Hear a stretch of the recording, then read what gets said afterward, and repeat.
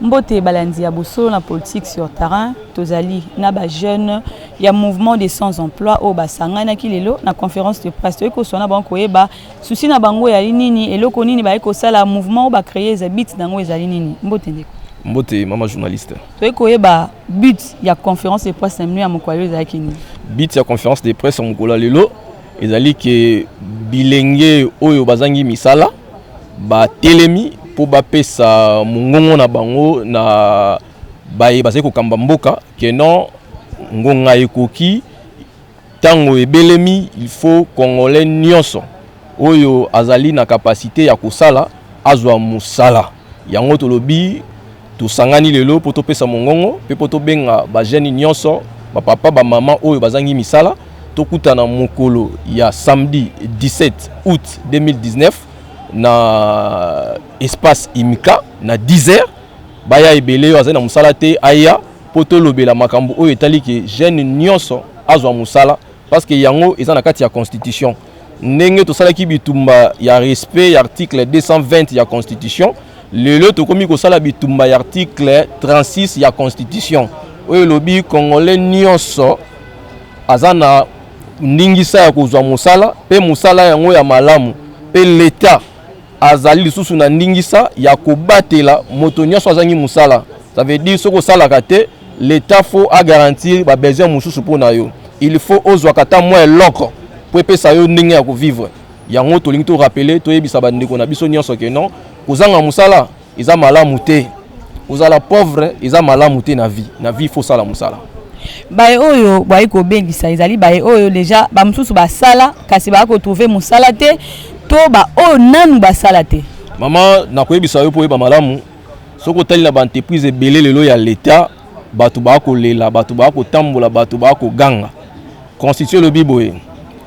na article 36 kaka. L'état doit garantir la protection contre le chômage et celui qui travaille doit avoir un salaire équitable qui va protéger sa dignité. Ceux qui ont sali déjà 60 mois impayés, 220 mois impayés, papa vous a chômeur. Moi la mort va foutre comme chômeur. Bandi ya boso na politique citoyen ba ko so soana biso ete même yo muto sala kana kanti entreprise moko songolo kaso na 220 mois boye bani boye ba 220 mois ya paiement abi ete oza chômeur sengeli koya kokuta na pe ko sangana esika moko na ba jeune o ba sangani ba bon côté le malika moteli chômage na mboka Kongo pamba te ko pesa pasi to ina ba intellectuel ba diplôme ya ko pola ba msusu mona bembule ye mimi diplôme ba msusu ya ko zika ba msusu diplôme vanda place mo kasi musala ya malonga ezalité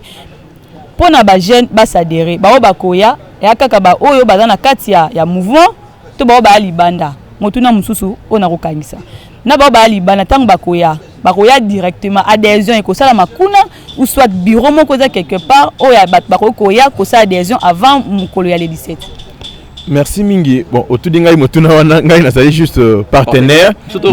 na kati na makamasolo maye juste ko apporter touche na ngai pour la transformation ya makanisi na bango. Donc c'est papa ayanola. OK avant na ko yanola muke peut-être ko pesa ba maloba pa bandeko mususu po ba meka mpe ko yanola. Tolobi boye na meeting wana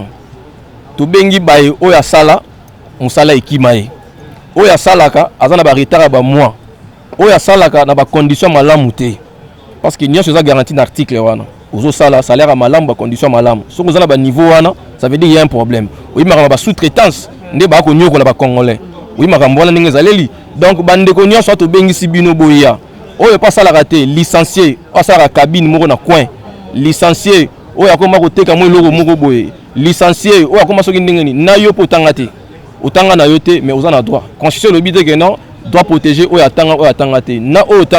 oya tanga te biso nyonso to bengisa mi wana pona kokuta biso okoza biso na cyber Atlantis na 24 bokoya wana avant meeting kokuta biso tozali wana oko se faire enregistrer to kopesa pe numéro o bako ko benga biso po bazwa biso numéro ko pesa antenne so. OK peut-être bandeko mususu bako compléter na maloba wana. Na yo papa motuna na weza liboye bongo mwa mkifu motuna da liboye na sima ya meeting pona na liste na bino obo akosenga ete l'état congolais a assuré baye oyo bazanga misala na sima ya meeting ba activité nini obo bongisi parce que soki bosali ka meeting ya pamba suivi ezate ekolala nango to ba dossier belé et banda pe ko tia makele na mboko kasi elala na yango ba activité nini o bino boye ko bongisa après meeting ya le 17. Après meeting ya le 17 to bongiseli ba congolais wana nyonso to o ba oti ko tangela yo au salaka na yo mozana 220 mois ya arriéré au salaka oza mosala te na oyo aza musala kasi afuta bien te to bongiseli bango ba formation de coaching sur l'entrepreneuriat comment ndengeni lolengeni ni obakoki ko sala po ete alongwa na dépendance wana oyo ya mabe oyo bayoki ko futa ete pendant 220 mois alongwa na étape wana po ete akoma yemoko mokonzi a créé propre entreprise na ye yango wana mama a créé propre entreprise na ye to bongiseli bango lisusu ba vérité mususu oyo ebatamaki oyo bango bayebi te to ko annoncer yango mokolo wana parce que meeting wana toza kobenga yango pe meeting ya vérité ba détourner ba mbongo na biso ebele toyebi yango déjà ndenge na koloba boye na esi na ozwa ba attaque déjà ya ba appel mais ba ete biso toza anti attaque donc ato bengi na on appel et vous ça le remonte to ko annoncer ba o nyonso to ya mabe o basalaki ba yibaki pona biso ba o to sala te sengeli to zo mosala mais ba détourner ba biloko na biso moko boy to kolobela yango. Mantoni mingi balandi ya boso la politique sur terrain to akokoba ka kosola na bandeko ya mouvement des sans emploi papa yo likanisi na yo ya kobakisa na maini so baningo balobi. Merci pour la motuna et likanisi ezaka ka eteke le 17 bisonyo so samedi tokutana wana pona toyeba ko revendiquer ba droit na biso bandeko nanga ba uti koloba ateke même yo salaka même yo oyo osalaka te tokutana wana menga na koloba boye en généralité tout congolais est chômeur elingi koloba nini na famille moko ozomona de bazo sala mais 10 personnes baza ba chômeur mais tant yo mongo wana ozozwa ezokoka ko suffire na ba besoin na yo te to ya bandeko na yo yango wana tozongi pona koloba kezo tout congolais est chômeur même président de la république aza chômeur yepe fallait aya asa adhérer na mouvement na biso ya sans emploi pour ceux qui totali na famille na ye ba chômeur bazali yangana na lancer appel na papa na loi nature na famille ba inonso bazwaka te na ba basala raté na loi nature za bongo. Oui na loi nature batu nyonso bako sala te mais la majorité fondé basala mais oya biso comme le contraire minorité bazo sala la majorité bazo sala te au monde na famille boza peut-être que 10 personnes mutu moko bazo sala mais biso siko ba revendication na biso zali mingi ete la majorité nde basala minorité bako tokoki ko supporter bango mais la majorité nde basala yango na lancer message na ba congolais nyonso mwasi mobali osalaka te yaka le 17 na imika tokutana wana na 10h poto yeba o ezali ba droit na biso. Merci beaucoup. To solola na moko ya ba partenaire wa ko soutenir mouvement des sans emploi. Papa to moni okoya ko soutenir bandeko oyo basangani ba na posa ite ba telema likambo ya chômage na mboko na biso esila. Moboko na otope apport na mouvement o ezali. Apport na ngai na kati na mouvement oyo ezali ya kosala ba jeune bakoma autonome. Alors meilleure autonomie il y a jeune, il y a d'abord entrepreneuriat. S'il vous plaît. Molimo ya chômage ezalakate. Ce n'est que conséquence ya mauvaise gouvernance de ça la kenon chômage ezalakate na mboka. Alors awa toleki na oba bengi alternance na mboka na biso alternance démocratique, alternance pacifique to luka ba monyo so ekoki mais conséquence ya malonga ezali nde ba jeune basala misala. Conséquence ya malonga ezali amélioration sociale. Alors amélioration sociale ekozala ceux qui bato basali misala yango biso ngai